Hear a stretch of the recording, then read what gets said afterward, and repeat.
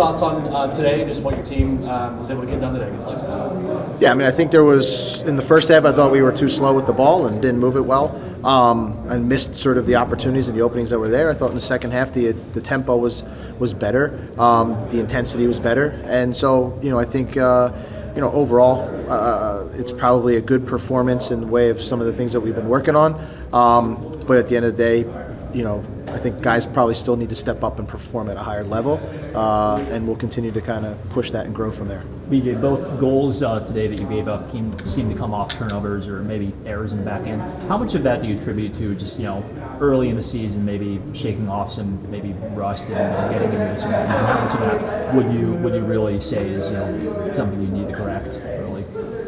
Yeah, I mean, I think the mistakes are always going to happen. We're more concerned about how do we respond from the mistakes, and so I thought the group as a whole responded fairly well, and kind of went right back and continued to look like us. So I don't think we don't put too much stock into mistakes. I'd rather them try to continue to play and be like us. Like we said, we'll continue to kind of evaluate it and look forward to it. When you look at Christian and just the path that he's on right now, trying to develop those connections with Hani, with Sam, how far along would you say they are in that process as you're a few days out at this point?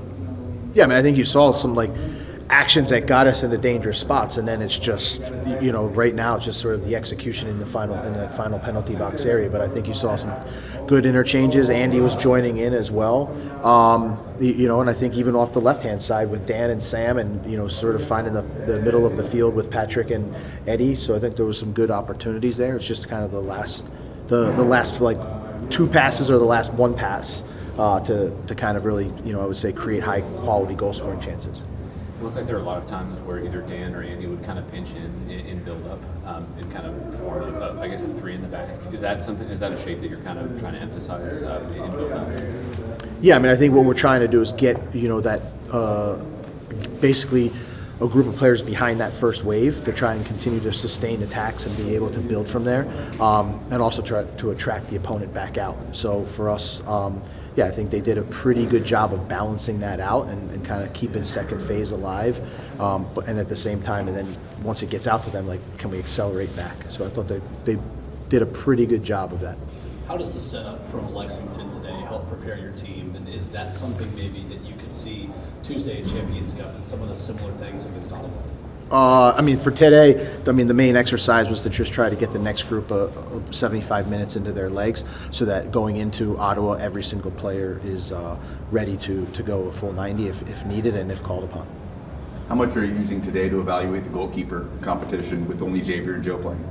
Yeah, the goalkeeper, like we've talked about from the beginning, the goalkeeper position is open and competitive, and trying to get, it's obviously a more difficult position to get people playing time. You want to make sure it's worth their while. So yeah, throughout the preseason, we've been trying to make sure that we give guys, not equal minutes, but at least fair evaluative minutes. BJ, I guess with the departure of Johnny Perez, it seems like the team's got less depth now, obviously because of the type of player he was.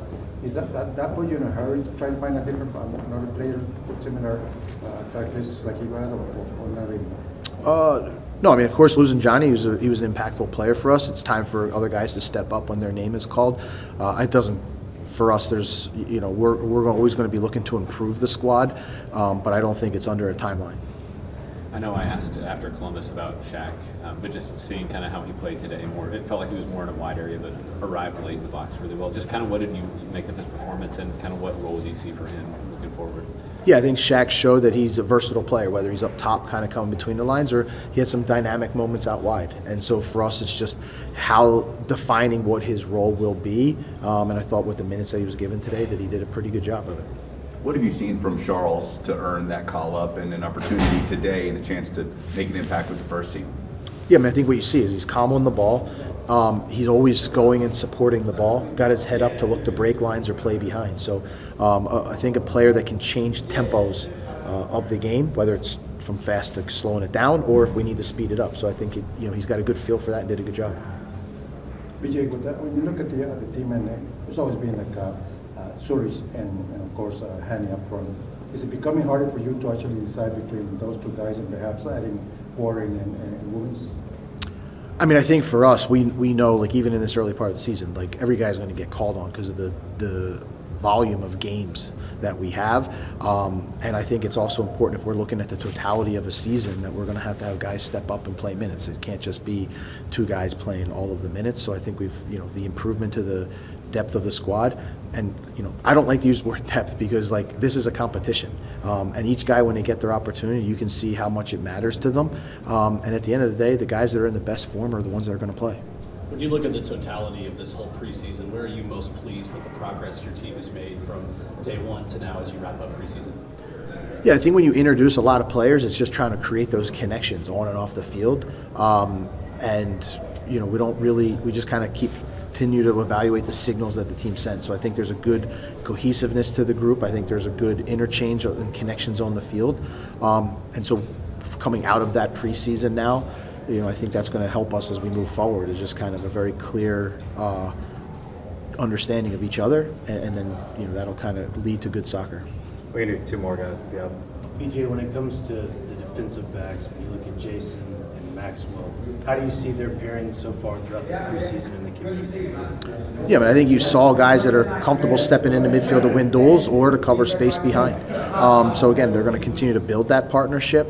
And again, we've got good competition. The other day, Jack and Thomas played. Chris Applewhite got some time today. So there's competition in that position. But again, all of the demands are the same for everybody, which is they've got to be able to play on both sides of the ball and play in an aggressive way. And then also too, when it comes to the set pieces, when it came from corner kicks, did you like what you saw out of your center backs pressing high up into the box? Yeah. I mean, I think we want to be aggressive. So I think for both phases of corner kicks, offensively and defensively, we try to be, demand being on first contact. And I thought for the most part, we did a pretty good job. All right, guys. Thank you.